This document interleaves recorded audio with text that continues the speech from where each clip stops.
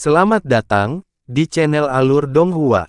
Sebelum menonton, silahkan subscribe. Biar Mimin tambah semangat update-nya. Bingbing, pergi dan bujuk adikmu. Jun Buping melihat ke samping ke arah Sangguan Bingbing. Iya, Sangguan Bingbing berkata sedikit, menyeka air mata dari sudut matanya, dan memeluk Mumeng, yang menangis, dan berkata, kakakmu, jangan menangis.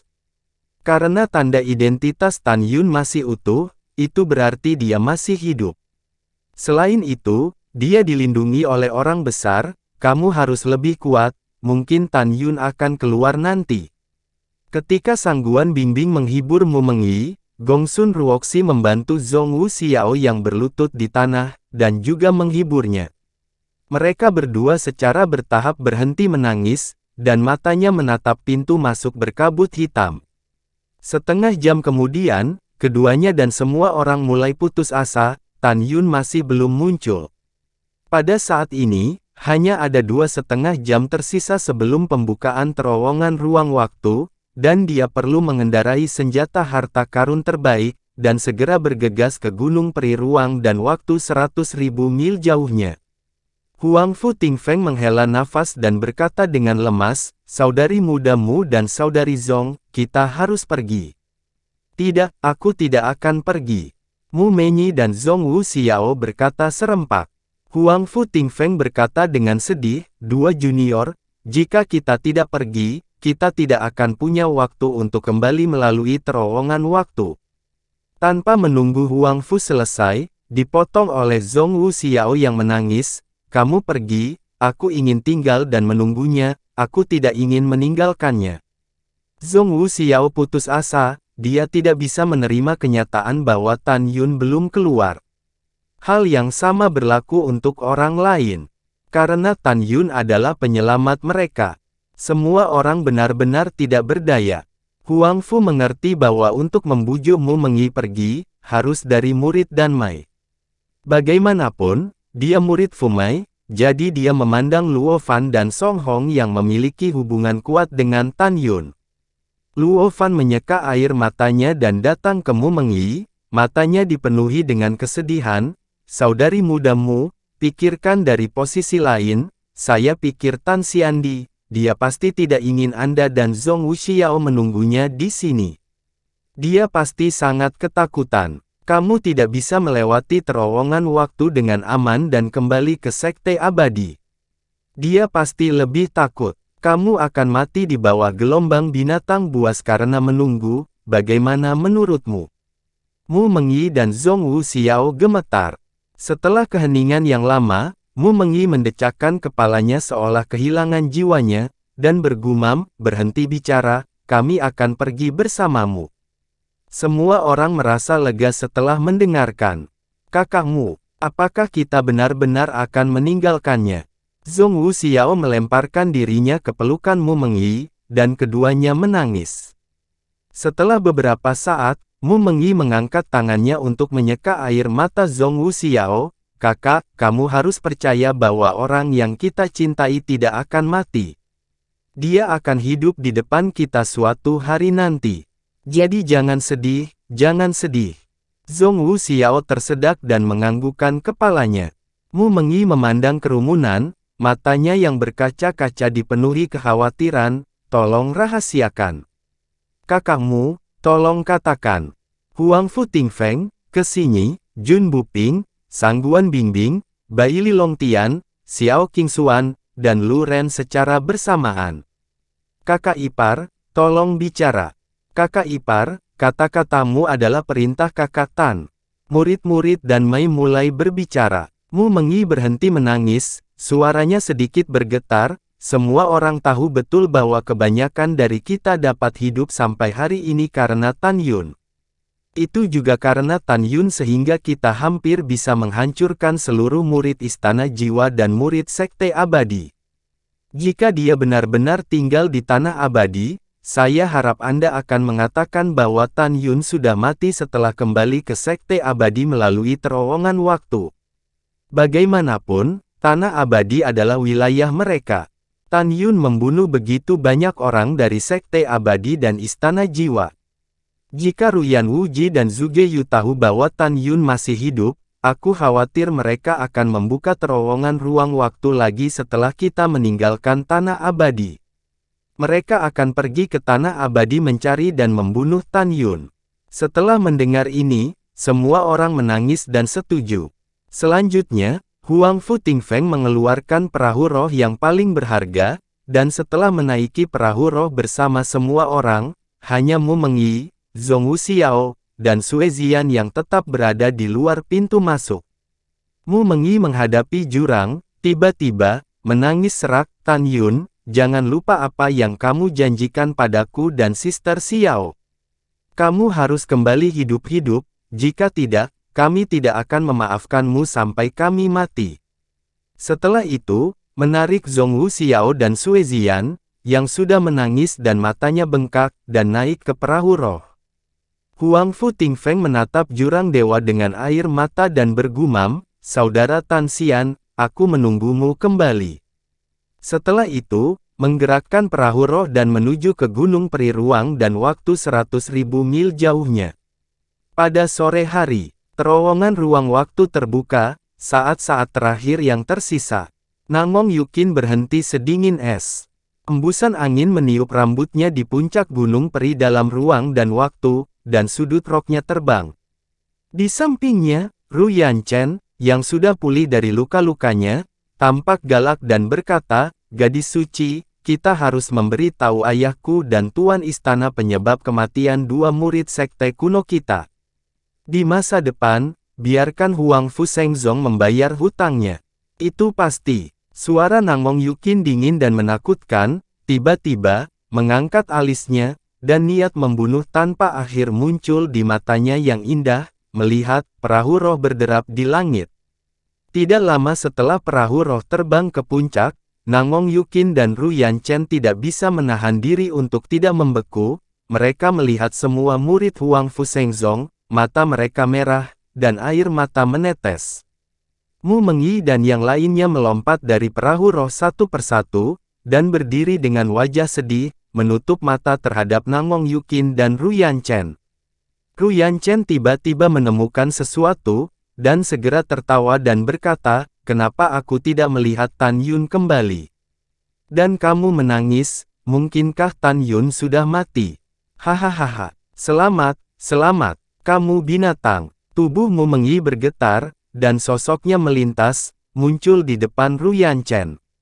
Segera setelah itu, lebih dari 100 murid pil, melepaskan nafas alam pemurnian jiwa, bayangan-bayangan bersinar, dan mereka mengepung Ru Yanchen dan Namong Yukin. Para murid dan Mei berteriak serempak, suara niat membunuh naik ke langit, merobek lautan awan, "Kamu katakan lagi, kami pasti akan menghancurkan mayatmu menjadi 10.000 keping." Ru Yanchen tiba-tiba menjadi pucat karena ketakutan, dan menggigil, "Jangan marah, semuanya, aku tidak akan mengatakannya." Mendengar itu, para murid dan Mei berubah menjadi bayangan dan menghilang di sekitar Ru Yanchen. "Di mana dia? Di mana dia?" Pada saat ini, ketika Namong Yukin menemukan bahwa di antara murid-murid dan Mei, tidak ada Tan Yun, kepanikan yang tak dapat dijelaskan memenuhi hatinya. Wajah Namong Yukin pucat, menatap Mu Mengyi, dan mau tak mau bertanya, "Di mana Tan Yun?" Selanjutnya, kata-kata Mu Mengyi membuat tubuh Namong Yukin bergetar hebat. "Seperti yang kamu inginkan, dia sudah mati." Mu Mengyi memelototi Namong Yukin. Meskipun dia tahu bahwa tidak baik mengatakan kematian, tetapi agar tidak membocorkan berita bahwa Tan Yun masih hidup, dia hanya bisa mengatakan itu. "Mati." Namong Yukin bergumam, menekan kepanikan di hatinya, tetapi masih tidak bisa menahan gemetar. Dia menatap mata Mu Mengyi, mencoba melihat ke dalam hatinya, "Kamu bilang dia sudah mati, dia mati. Kepada siapa kamu berbohong?" Namun, tampilan dan sikap Namong Yukin, di mata semua murid Huang Fu Shengzong, berasal dari kemarahannya. Bagaimanapun, Tan Yun membunuh begitu banyak murid di Istana Jiwa, Tan Yun yang memimpin yang lainnya, dan hampir menghancurkan seluruh muridnya.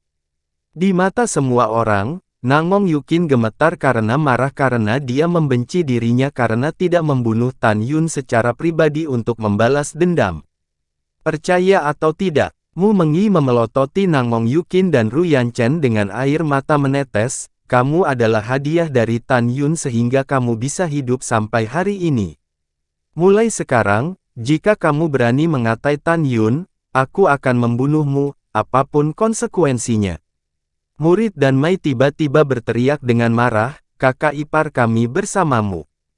Melihat penampilan membunuh murid-murid dan Mai, Ru Yanchen mau tidak mau mengecilkan lehernya, tidak berani melihat langsung. Di sisi lain, ada kesedihan yang tak terlihat di mata indah Nangong Yukin, dan dia bergumam, tidak mungkin. Dia pasti berbohong padaku. Saya tidak percaya dia akan mati. Saya tidak percaya. Nangong Yukin mengepalkan tinjunya, menatap ke kejauhan, mengharapkan Tan Yun muncul. Pada saat ini, semua kebenciannya pada Tan Yun, kalah oleh kekhawatiran dan ketakutan yang tak dapat dijelaskan. Dia juga membenci cintanya yang tak dapat dijelaskan untuk Tan Yun, dan dia juga berpikir bahwa hidup dan mati Tan Yun tidak ada hubungannya dengan dia, tapi sekarang, dia tidak bisa tidak mengkhawatirkan Tan Yun dan menantikan kembalinya Tan Yun.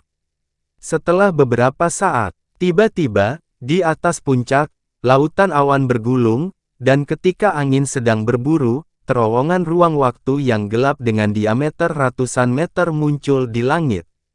Terowongan ruang waktu dibuka selama 1 jam. Pada saat ini, tidak ada yang masuk lebih dulu. Murid Huang Fu Shengzong menantikan kedatangan Tan Yun, dan mereka masih berharap keajaiban. Ru Yanchen ingin melihat dengan matanya sendiri apakah Tan Yun masih hidup. Jika Tan Yun tidak muncul sampai terowongan waktu ditutup, dia akan percaya bahwa Tan Yun benar-benar mati. Semua murid Huang Fu Shengzong jantungnya berdetak sangat keras. Waktu berlalu, dan setelah setengah jam, Tan Yun tidak muncul. Ketika terowongan ruang waktu menit terakhir tersisa, para murid Huang Fu Shengzong melihat ke arah jurang dewa, air mata membanjiri pipi mereka. Sudut mulut Ru Yanchen sedikit naik, tetapi menahan senyum. Jika tidak, murid Huang Fu Shengzong yang berada di puncak, pasti akan membunuhnya.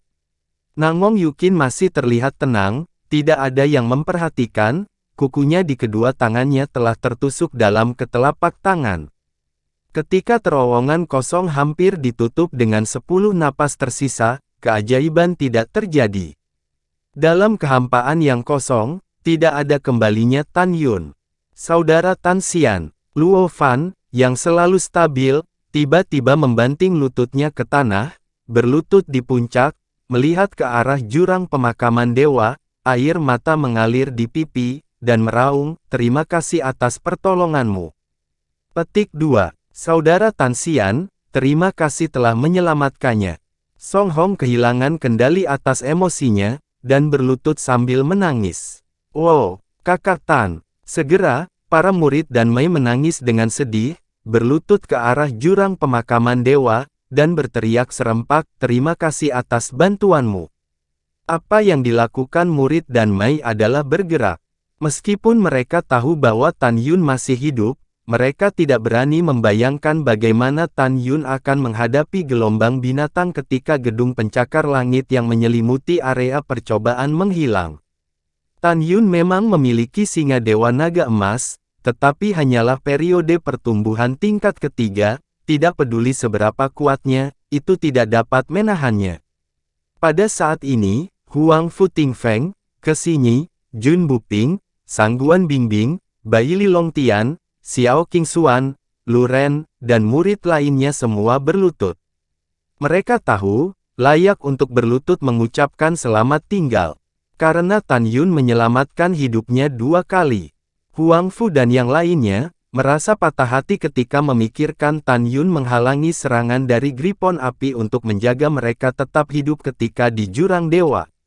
Saudara ipar, Sue Zian tampak seperti anak tunawisma. Dia lemas di puncak gunung, menangis keras. Zhong Wu Xiao berjongkok di tanah dan menangis. Pada saat ini, hanya Mu Mengyi yang tampak sangat tenang, matanya menatap kosong ke arah jurang dewa, hanya air mata yang menetes.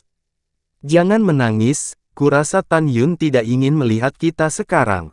Mu Mengyi memejamkan matanya, air mata menetes, terowongan waktu, masih ada 5 napas untuk ditutup, jadi ayo masuk. Semua orang menjawab, dan segera, pedang terbang yang melangkah itu melesat ke terowongan ruang waktu dan menghilang. Hanya Mu Mengyi, Zhong Wuxiao, dan Sue Zian yang tetap di tempatnya. Saudari Xiao, ayo pergi. Mu Mengyi membuka matanya dan mengarahkan pandangannya ke arah jurang dewa. Kemudian, naik ke udara, tergantung di bawah terowongan waktu, dan dengan tegas berkata kepada Zhong Wuxiao dan Sue Zian yang menangis, ayo pergi. Wow, Sue Zian menghilang ke dalam terowongan ruang waktu yang gelap bersama dengan Zhong Wuxiao, menginjak pedang terbang. Di puncak, Ru Yanchen buru-buru meneriakkan Nangmong Yukin, cepatlah, lalu pedang itu terbang ke terowongan ruang waktu, menghilang tanpa jejak. Pada saat ini, terowongan ruang dan waktu sisa 3 napas terakhir. Ketika semua orang pergi, Nangmong Yukin tiba-tiba jatuh ke tanah, memegang jantungnya dengan tangannya, tubuhnya yang halus berkedut hebat. Dia merasa sakit hati. Tan Yun. Nangmong Yukin memanggil dengan air mata, dan seteguk darah menyembur keluar dari mulutnya. Pada saat ini, semua kebenciannya pada Tan Yun menghilang. Dia yakin bahwa Tan Yun benar-benar mati. Pria yang membuatnya merasa sedih dan patah hati telah tiada. Pergi tiba-tiba. Wow, Nangmong Yukin menangis tak berdaya, tolong jangan mati, aku tidak akan membalas dendam padamu. Aku hanya memintamu untuk muncul di hadapanku hidup-hidup, aku tidak ingin kehilanganmu, aku tidak bisa kehilanganmu. Tan Yun. Nangmong Yukin mengangkat kepalanya, dan dengan air mata yang memilukan, tetesan darah yang mengasihani dan air mata terlepas dari wajahnya yang pucat. Pada saat ini, di atas puncak, terowongan ruang waktu mulai menyusut perlahan. Dengan darah dan air mata, Nangmong Yukin menanggung kesedihan yang tak ada habisnya, berdiri dengan gemetar, menginjak pedang terbang, dan menembak ke terowongan ruang waktu. Segera, terowongan waktu ditutup. Terima kasih sudah menonton, sampai jumpa di episode selanjutnya. Jangan lupa subscribe, like, dan nyalakan loncengnya. Sampai jumpa.